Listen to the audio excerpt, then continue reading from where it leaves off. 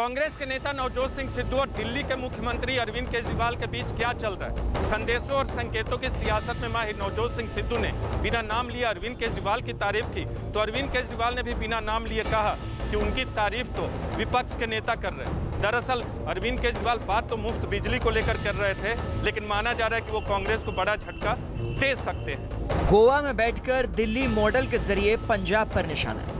यह है दिल्ली के मुख्यमंत्री अरविंद केजरीवाल का चुनावी मास्टर स्ट्रोक।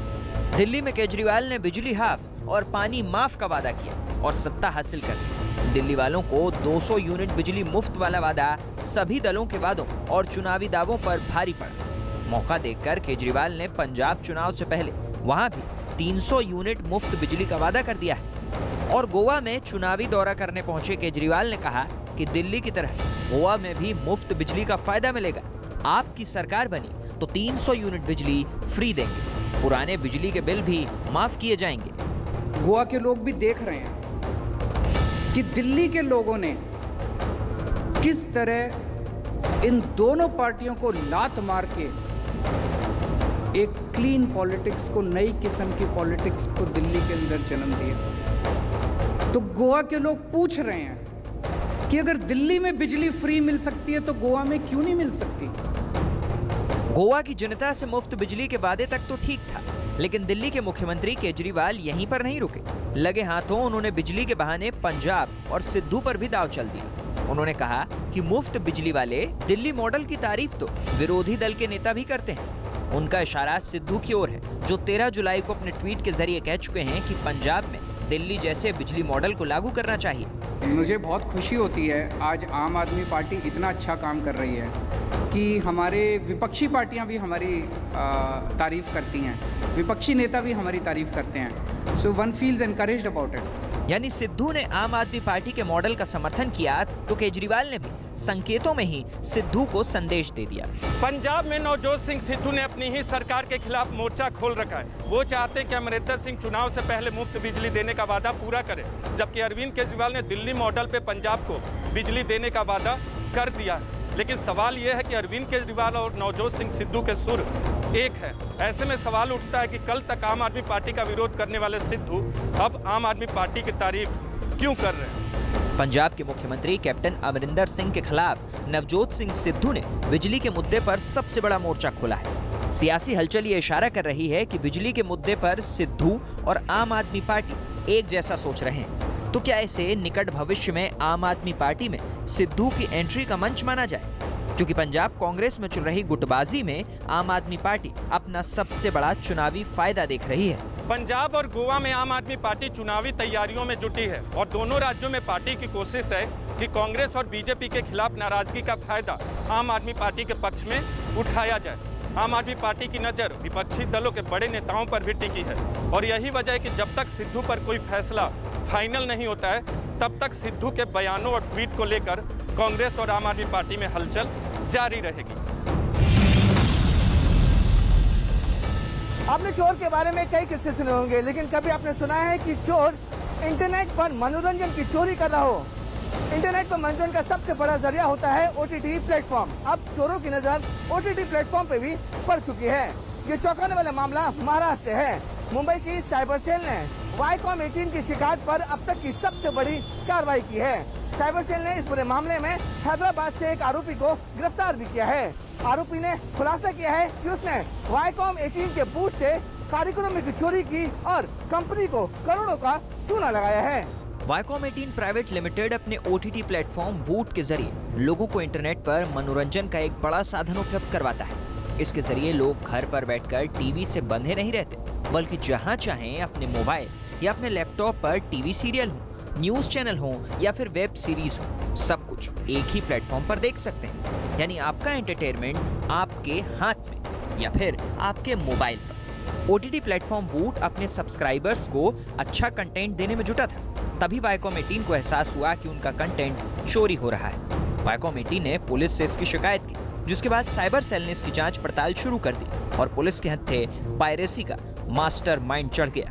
हैदराबाद से जो आरोपी को अरेस्ट किया है, उसने एक थॉक टीवी बोल के एक OTT प्लेटफॉर्म जैसा एक ऐप बनाया है वो ऐप को उन्होंने टेलीग्राम को जो सोशल मीडिया इंटरमीडिएट है, सोशल प्लेटफॉर्म है, उसके थ्रू उसका बहुत सारा प्रोमो कोड दे के उसका एडवर्टाइज किया और बहुत सारे लोगों को उसने सब्सक्राइब करने के लिए फ्री कंटेंट दिया। फ्री कंटेंट देते टाइम उन्होंने एडवर्टाइज वगैरह इससे भी पैसा कमाया। वायकॉम 18 से फर्जीवाड़ा करने वाले इस आरोपी को पुलिस ने हैदराबाद से गिरफ्तार किया, जो वहां बैठकर न सिर्फ वोट के कंटेंट की चोरी कर रहा था, बल्कि उसके बदले अपना गोरख धंधा चलाने लगा और लाखों की कमाई कर डाली। पुलिस की पूछताछ में आरोपी ने सिलसिलेवार तरीके से फर्जीवाड़े की पूरी कहानी बताई। पुलिस का दावा है कि महज 28 साल के उस आरोपी ने चोरी किए गए कॉपीराइट कंटेंट को फ्री में दिखाने के लिए थॉप टीवी नाम से एक ऐप बनाया। इस ऐप का बाकायदा विज्ञापन किया जाता और लोगों को फ्री में वेब सीरीज दिखाने का वादा किया जाता। वो लोगों को अपनी ऐप का सब्सक्रिप्शन देता था। लोग उस ऐप के जरिए फ्री में कई कार्यक्रम और वेब सीरीज देख रहे थे। यही नहीं, आरोपी ने इसमें विज्ञापन दिखाकर भी खूब कमाई की।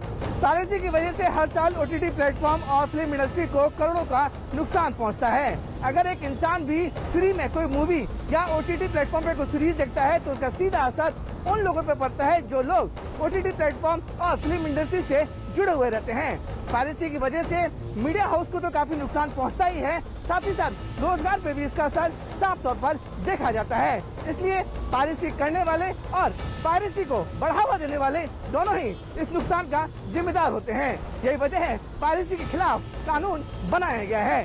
पुलिस का दावा है कि आरोपी ने अपनी ऐप से ठीक वैसा ही कारोबार किया जैसे कोई ओटीटी प्लेटफॉर्म चलाया जाता है। आरोपी ने लोगों से बिना विज्ञापन के फ्री कंटेंट दिखाने के लिए भी पैसे वसूले और करोड़ों की कालाबाजारी कर डाली। पुलिस के मुताबिक ओटीटी प्लेटफॉर्म पर पायरेसी का ये कोई एक मामला नहीं है। इस तरह के गोरख धंधे में कई दूसरे लोग भी शामिल हो सकते हैं। हालांकि पुलिस अभी इस मामले की गहराई से जांच कर रही है ताकि इस तरह की पायरेसी को रोका जा सके और एंटरटेनमेंट इंडस्ट्री को करोड़ों के नुकसान से बचाया जा सके। कोरोना का कहर और लॉकडाउन की परेशानियों के बीच देश में कई सिनेमाघर बंद हो गए। ऐसे में ओटीटी प्लेटफॉर्म आम जनता के लिए एंटरटेनमेंट का सबसे बड़ा साधन बनकर सामने आया।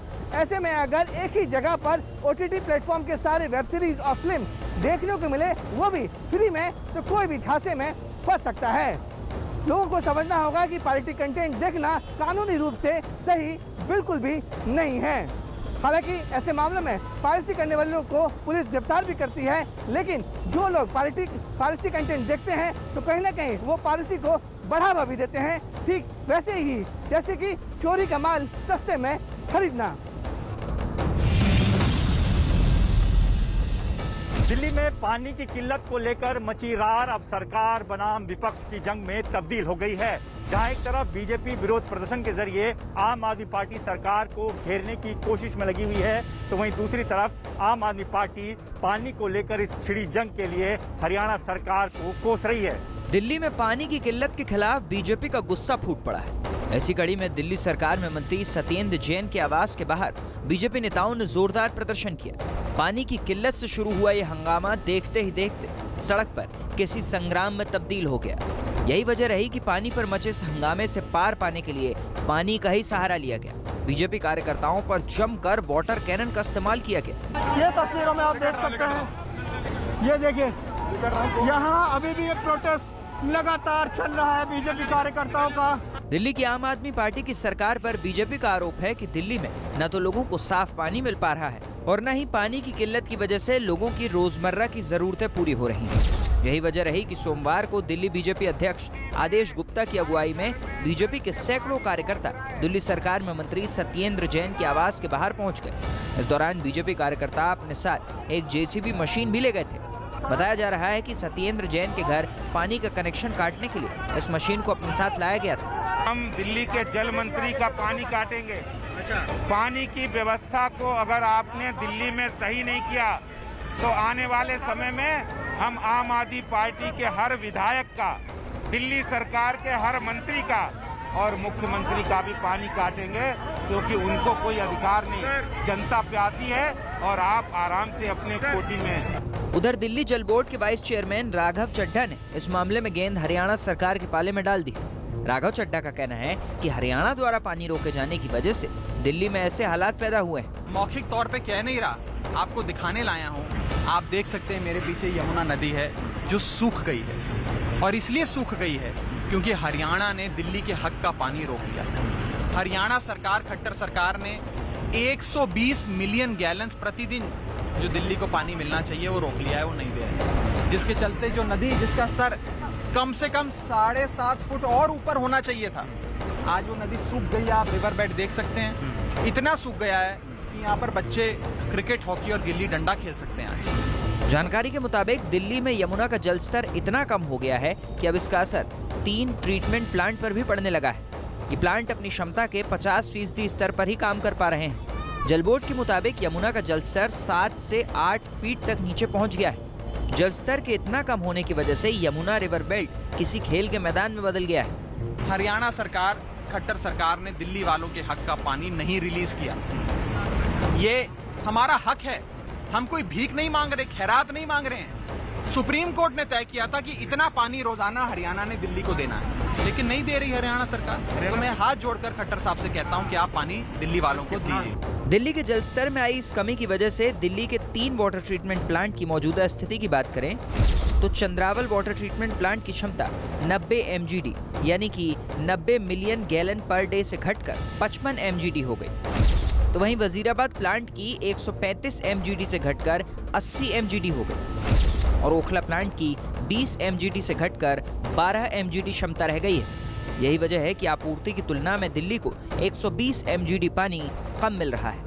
दरअसल दिल्ली में यमुना का पानी हरियाणा से आता है और इसी पानी को वाटर ट्रीटमेंट प्लांट में ट्रीट कर लोगों के घरों तक पहुंचाया जाता है। ऐसे में पानी कम होने पर दिल्ली सरकार इसका सीधा आरोप हरियाणा सरकार पर मढ़ देती है। दिल्ली में पानी की मौजूदा स्थिति की बात करें तो वजीराबाद के पास बने तालाब में यमुना नदी का स्तर 674.5 फीट होना चाहिए, लेकिन ये घटकर 667 फीट पर आ गई है, यानी कि पूरी नदी तेजी से सूख रही है।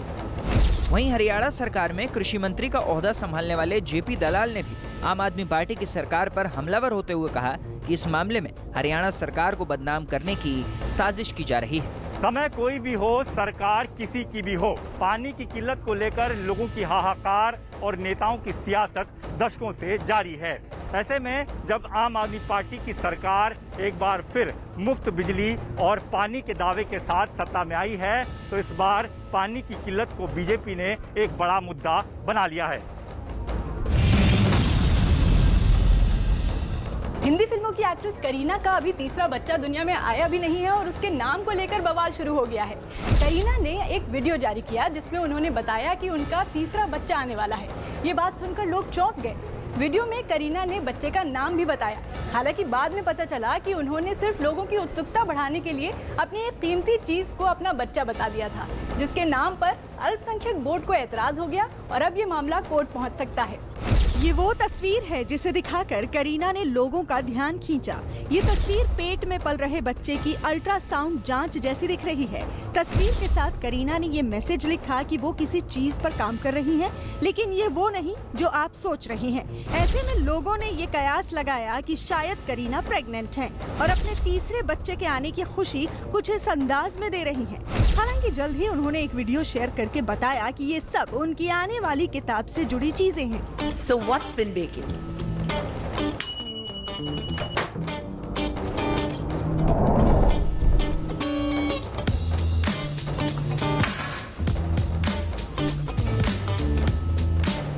This is what's been baking. Kareena के मुताबिक उन्होंने अपनी 2 प्रेगनेंसी से जुड़े अनुभव के आधार पर किताब लिखी है। इसे उन्होंने अपनी प्रेगनेंसी बाइबल बताया, जिसे लेकर विवाद शुरू हो गया। कहते हैं नाम में क्या रखा है, लेकिन ये नाम ही करीना से जुड़े नए विवाद की जड़ बन गया है। दावा किया गया कि करीना की नई किताब का नाम प्रेगनेंसी बाइबल रखे जाने से नाराज ऑल इंडिया अल्पसंख्यक बोर्ड ने इस पर सवाल खड़े कर दिए हैं। ऑल इंडिया अल्पसंख्यक बोर्ड के अध्यक्ष डायमंड यूसुफ ने कानपुर में एक बैठक की, जिसमें किताब का नाम प्रेगनेंसी बाइबल रखे जाने का विरोध किया। बोर्ड ने किताब के नाम के खिलाफ कानूनी कदम उठाने का फैसला भी ले लिया है। अल्पसंख्यक बोर्ड जल्द ही इस मामले में करीना कपूर के खिलाफ शिकायत भी दर्ज करवा सकता है। अपनी किताब और उसके नाम से जुड़े विवाद पर करीना का कोई आधिकारिक बयान नहीं आया है। हालांकि उनका दावा है कि अपने निजी अनुभवों को लोगों से साझा करने के लिए उन्होंने किताब लिखी है। दावा किया गया कि इसमें उन्होंने डॉक्टर्स और एक्सपर्ट्स की राय के साथ कई ऐसी जानकारियां शामिल की हैं, जिससे प्रेग्नेंट महिलाओं को इसका फायदा मिल सकेगा। ऐसा पहली बार नहीं हुआ है कि करीना नाम की वजह से विवादों में घिरी हों। उनके बच्चे तैमूर के नाम पर भी काफी बवाल हो चुका है। बच्चे का नाम तैमूर रखने के लिए सैफ और करीना को काफी आलोचना झेलनी पड़ी थी, लेकिन अब करीना प्रेगनेंसी पर लिखी अपनी किताब के नाम पर घिर गई हैं। तैमूर का नाम तो करीना ने नहीं बदला, लेकिन देखना ये होगा कि विवाद से बचने के लिए वो अपनी किताब का नाम बदलेंगी। दिल्ली में बैठकर अमेरिका के लोगों को ठगने का एक सनसनीखेज मामला सामने आया है। दिल्ली में फर्जी कॉल सेंटर के जरिए इन लोगों ने अमेरिकियों को 4 करोड़ रुपए का चूना लगाया। दिल्ली पुलिस ने एक ऐसे गिरोह का पर्दाफाश किया है जिनकी साजिश सुनकर आप ही हैरान रह जाएंगे। पुलिस के मुताबिक ये लोग अपने आप को एक ऑनलाइन कंपनी का कर्मचारी बताकर अमेरिकियों को ठगते थे। इस गिरोह में 26 लोग शामिल हैं, जिनमें 5 महिलाएं भी हैं। पुलिस थाने में सिर झुकाए लाइन से बैठे ये वो शातिर लोग हैं जिन पर साउथ दिल्ली के सुल्तानपुर में बैठकर अमेरिकी नागरिकों को ठगने का आरोप है। पुलिस का दावा है कि ये गिरोह एक फर्जी कॉल सेंटर चला रहा था, जिसमें खुद को एक बड़ी ऑनलाइन कंपनी का कर्मचारी बताकर कस्टमर को निशाना बनाते थे। गिरोह में शामिल 5 महिलाओं का काम अमेरिकी नागरिकों को फोन करके उन्हें अपनी झूठी कहानी में उलझाना था। पुलिस को जब फर्जी कॉल सेंटर चलाए जाने की भनक लगी तो पुलिस ने तुरंत इनके ठिकाने पर छापा मारा। अमेज़न के एम्प्लॉइज बनकर कॉल करते थे और उनसे ये कहते थे कि उनका अकाउंट जो है कॉम्प्रोमाइज हो गए हैं और कुछ उनके अकाउंट पे कुछ क्लेम्स हैं और उनको सेटल करने के प्रोसेस में वो उनसे कुछ वाउचर्स वगैरह लेते थे जो फर्दर वह इनकैश करते थे।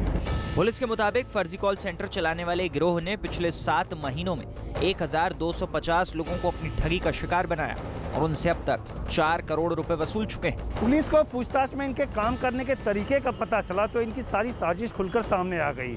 पुलिस ने इनके पास से 29 कंप्यूटर के साथ ही इंटरनेट सर्वर भी जब्त किया है। ये लोग पुलिस को कॉल सेंटर चलाने से जुड़े कोई कागजात भी नहीं दिखा पाए। फर्जी कॉल सेंटर चलाने वाला गिरोह आईडी हैक करने की बात कहकर ठगी करता था। पुलिस को पूछताछ में पता चला कि ये लोग अमेरिका में रहने वाले अमेज़न कंपनी के ग्राहकों को पहले किसी फोन नंबर से एक मैसेज भेजते, जिसमें अमेरिकी नागरिक से कहा जाता कि उसकी आईडी हैक हो गई। परेशान होकर जब अमेरिकी नागरिक उस नंबर पर संपर्क करने की कोशिश करता तो ये लोग इंटरनेट कॉलिंग करते थे और आईडी ठीक करने के बदले पैसों की मांग किया करते थे। साउथ दिल्ली में फर्जी कॉल सेंटर का रैकेट एक इंटरनेशनल साजिश का हिस्सा हो सकता है।